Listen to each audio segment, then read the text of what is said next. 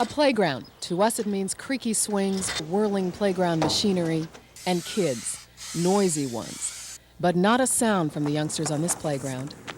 They live by a different sort of communication. C-H. This is the Oklahoma School for the Deaf. R-Y. Yeah, good work.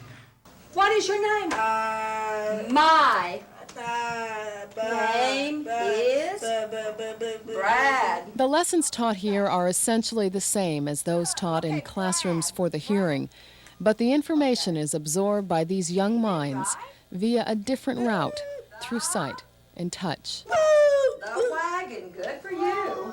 There's a burning desire to learn, and when the teacher gets through, the light goes on, and these kids radiate. You tell me the sentence, please. Bill twisted your finger where? Where did he twist it? Outside. Okay, now you know how to tell me, right? All right, good, thank you. Does that help?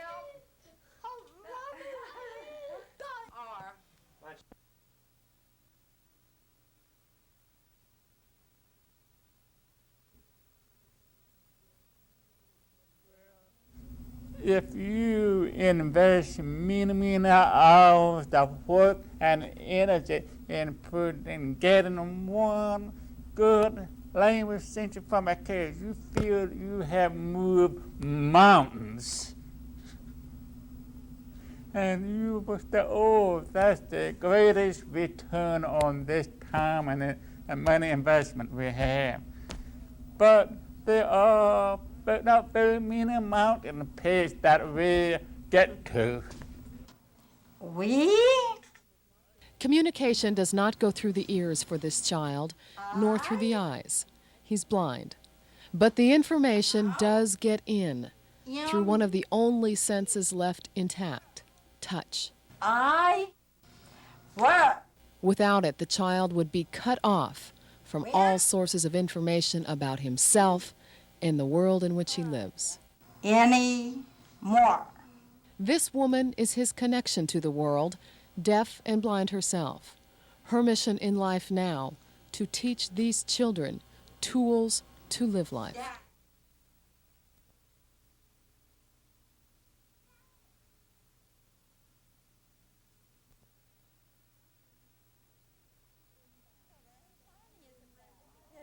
When the light of understanding dawns, it's obvious that they are comprehending what you're trying to teach them. Oh, it just lifts my heart.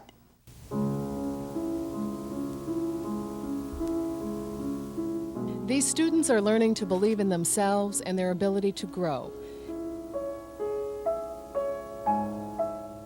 If they could hear the music, it would give them strength to excel. It was written by Beethoven, a deaf composer.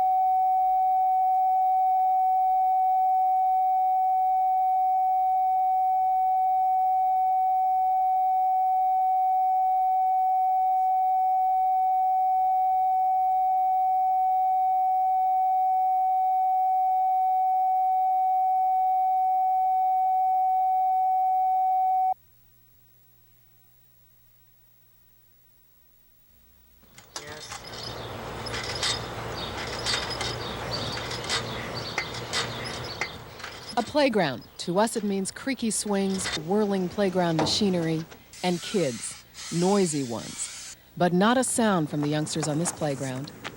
They live by a different sort of communication. C-H. This is the Oklahoma School for the Deaf. R-Y. Yeah, good work. What is your name? My name is Brad. The lessons taught here are essentially the same as those taught in classrooms for the hearing, but the information is absorbed by these young minds via a different route through sight and touch. The wagon, good for you. There's a burning desire to learn, and when the teacher gets through, the light goes on, and these kids radiate. You tell me the sentence, please. Bill twisted your finger where? Where did he twist it? Outside. Okay, now you know how to tell me, right? All right, good, thank you. If you invest many hours of work and energy in getting one good language center from a kid, you feel you have moved mountains. And you will say, oh, that's the greatest return on this time and money investment we have.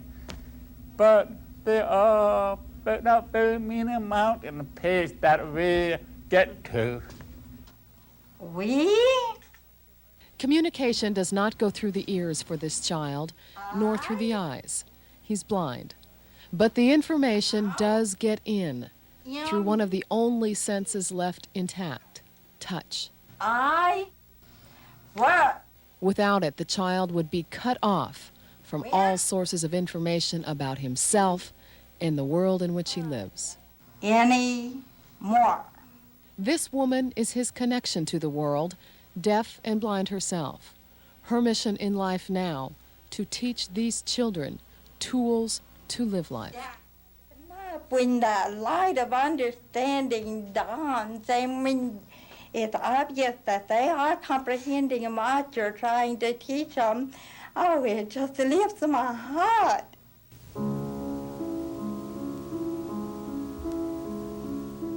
These students are learning to believe in themselves and their ability to grow. If they could hear the music, it would give them strength to excel. It was written by Beethoven, a deaf composer.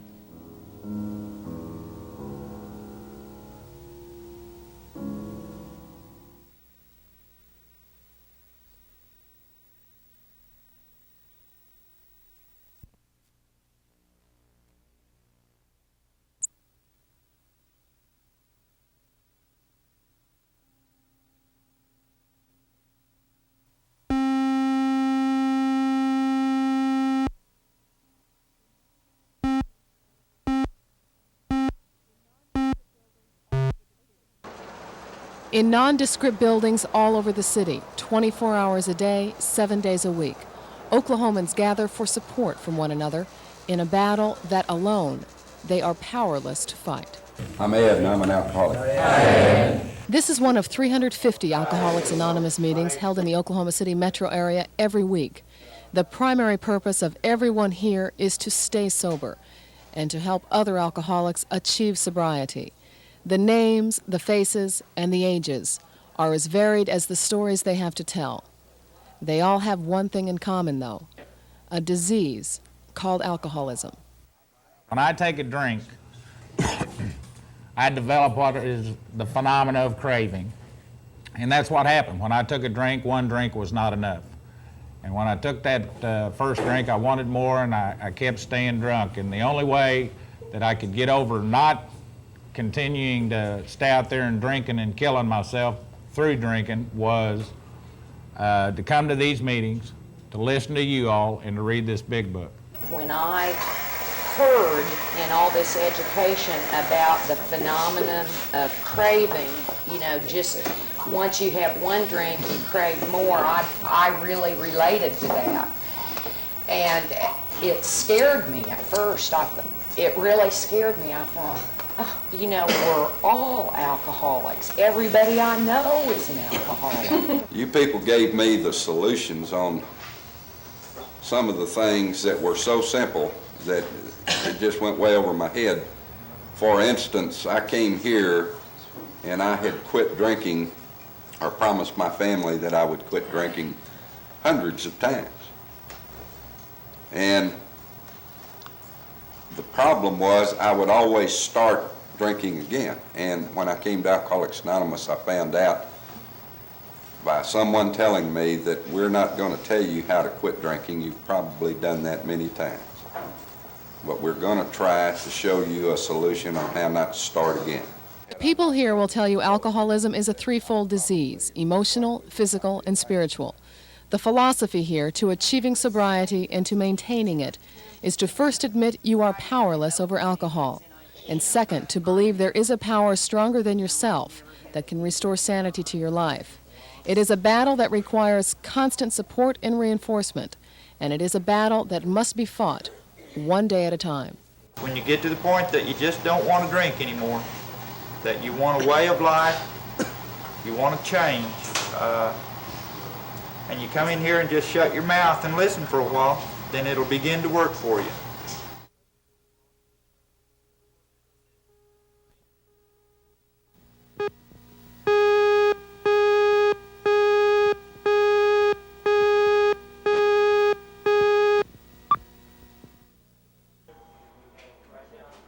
Badly burned and at high risk for infection, the mortality rate for people in this condition is very high.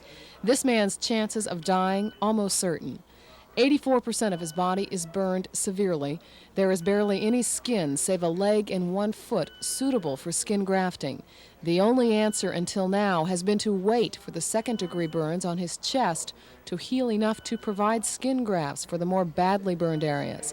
But that takes too long, and his chances of survival decline with each passing moment. But now there's hope. Physicians remove a plain card-sized piece of skin from this man's leg. It will be packed in a saline solution and shipped to a special laboratory in New Jersey. There, it will be cloned and sent back in 10 days, 10 times the original volume. With the techniques that have been developed in the skin cloning technique, we can make that skin divide and multiply much more rapidly than it does in the human body. So we can accelerate the reproduction of the skin. And in 10 days, Dr. Alvarez will hopefully mail back 10 sheets of skin, each 4 by 4 inches. The donor skin is shipped out via courier. It will be in New Jersey and growing by the morning. Infection is the big worry for burn patients. Their wounds must be covered with skin grafts if they are ever to heal. Until now, many burn victims had too little healthy skin left to graft. Cloning what is left offers hope where there hasn't been before. Terry, Cook News 4.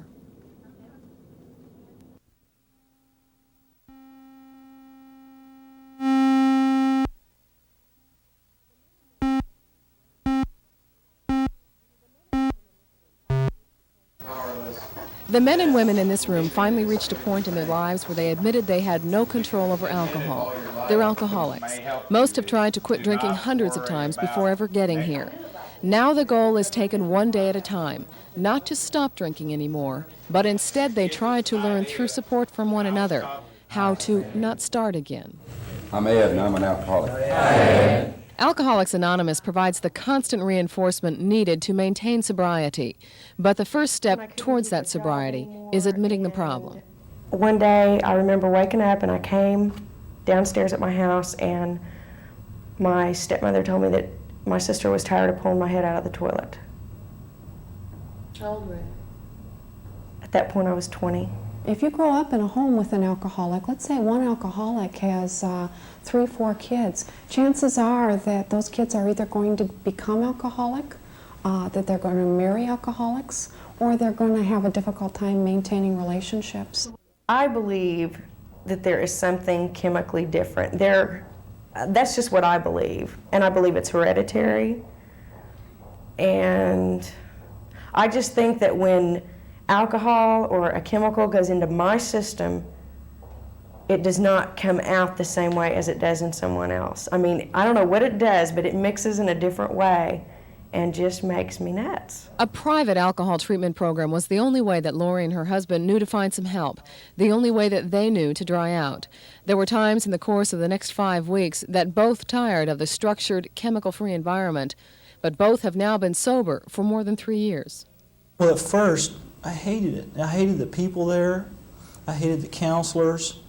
I think the reason I had so much anger is because I knew for a long time that there was something wrong, but I didn't want to look at it. And once I got there, I felt like I was being caged and I was being treated like an animal. But about halfway through, I started getting in touch with my emotions that I had stuffed for so long. The chemical dependency treatment program that Lori and Paul went through here is just one of many programs offered in Oklahoma. In fact, there's a long list of them in the yellow pages. They are expensive, anywhere from $6,500 to $10,000. The average stay is 35 days, at which time the patient's lives are reorganized physically, emotionally, and spiritually. Terry Cook, News 4.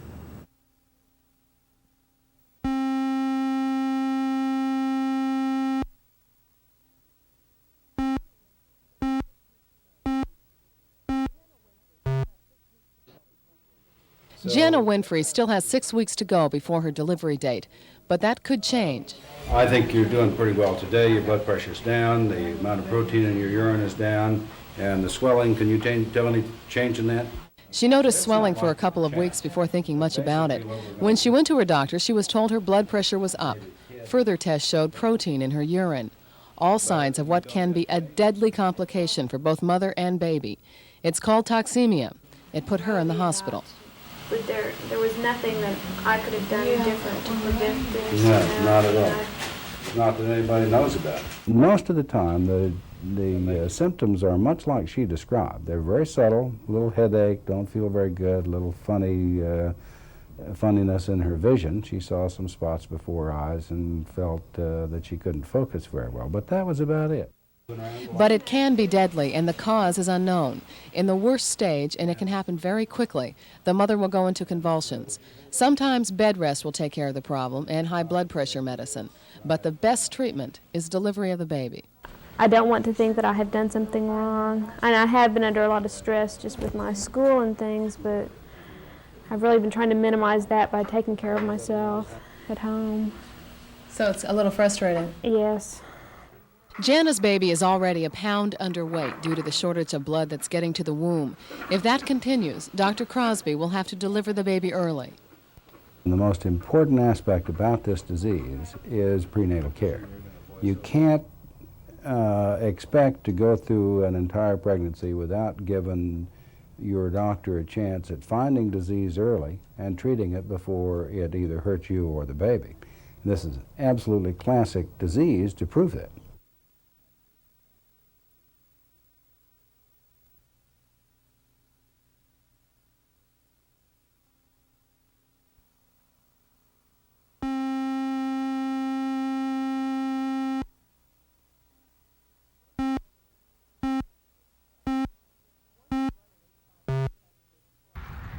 Once you've run in 85-degree temperatures plus, you might think, yes, it's hot, but not really any more so than usual. I can handle it. Wrong. Your body's mechanisms become overwhelmed, and you just can't get rid of the heat, and so the heat builds up, and your temperature can go from the normal 98.6 very rapidly to 104 degrees. That can lead to both sun exhaustion and ultimately stroke. The signs to watch for include nausea, fatigue, lightheadedness. And in the most severe stages, the runner or exerciser of any sort will pass out.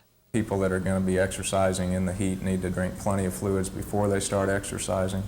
And if they're going to be out for any length of time, they should probably be drinking at least a half a glass to a glass of water every 20 to 30 minutes. You might also consider some alternatives. Water exercising can be a workout on the cardiovascular system during this heat wave. If you're bent on running, there's always the indoor track. Not to mention aerobics, which again promise a good workout on the cardiovascular system. Hands over head! The alternatives may not be for you for good, but might be considered at least for the next couple of days. It's not uncommon for someone exercising in 100-degree plus temperatures to have their own body temperature rise above 104 degrees. Once that happens, you face blackout, brain damage, or death.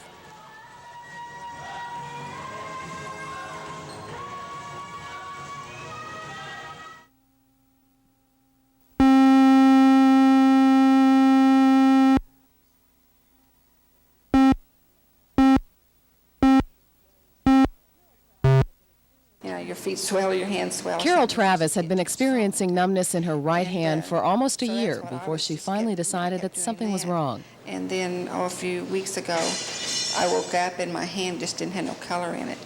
And it was hurting real bad, and I got in the light and it was just dark. you know, just, and then my fingernails were white, my hand was cold, you know, and I thought, well, this isn't salt, definitely, you know. Carol has carpal tunnel syndrome. Now, it may sound like a rarity, but it's anything but rare. Carpal tunnel is brought on by overuse of the hand and the wrist. That causes inflammation, which in turn constricts a tiny, narrow tunnel, which compresses a nerve. Well, carpal tunnel is a condition that is affected one of the nerves, the main nerve that is going to the hand. Is the nerve that gives the feeling and function to the thumb and the other fingers in the hand. And you can see that the nerve is compressed there, it is tight, and they have some redness in the periphery or in the surface of the nerve. The surgeon will cut open the roof of the tunnel. That releases compression and frees the nerve. Now, once that's done, the numbness and the tingling will be gone. For Carol Travis, recovery will take about 3 weeks. She'll wear a splint when she goes back to her grocery checking job, and she'll be more conscious of not over-flexing her wrist or hand in the future.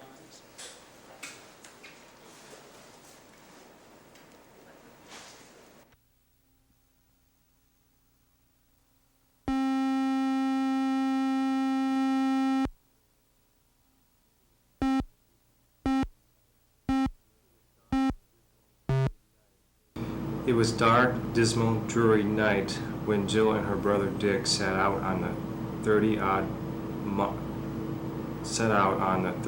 miles of rough road that... Reading has never been easy for 35-year-old Douglas Mitchell.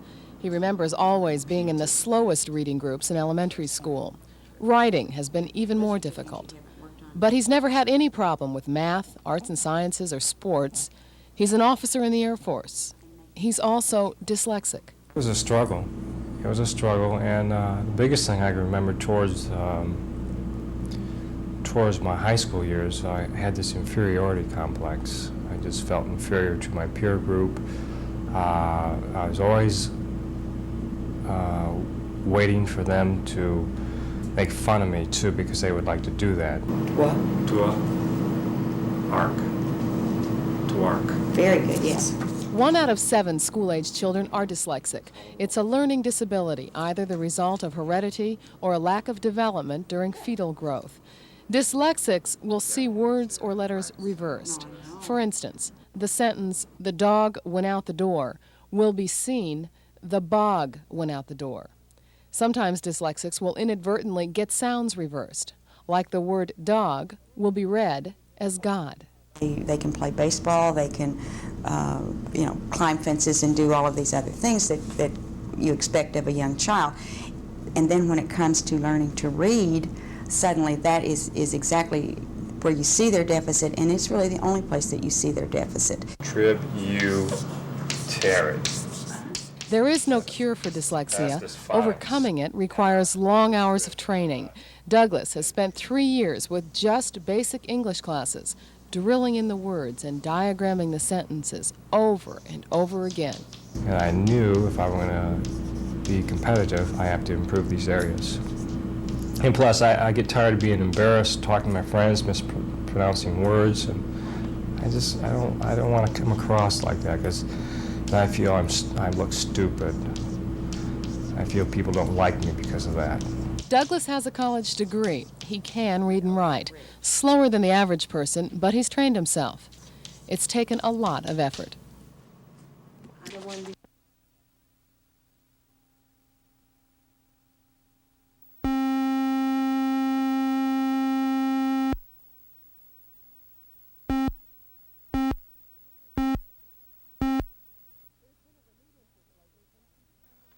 There's been a renewed interest lately in companion flying seminars, not motivated by a desire to fly, but rather a desire on the part of students to know what to do in case the pilot were unable to fly the plane.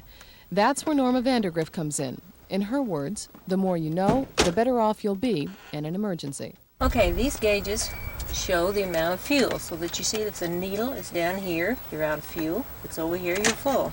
We've had more people in the air, more people in small planes, more people flying commercially. So we have more people with white knuckles, and they want to feel more comfortable. They want to be useful in the cockpit, not just a piece of baggage. The altimeter right here has the little Colesman window. Here's a knob to set the altimeter. We teach in the classroom one evening and all one day things that a little bit that you would get normally in a private pilot course, like what makes this airplane fly? Why does it stay in the air? How come it doesn't fall out of the sky, you know, that's about the first thing they want to know.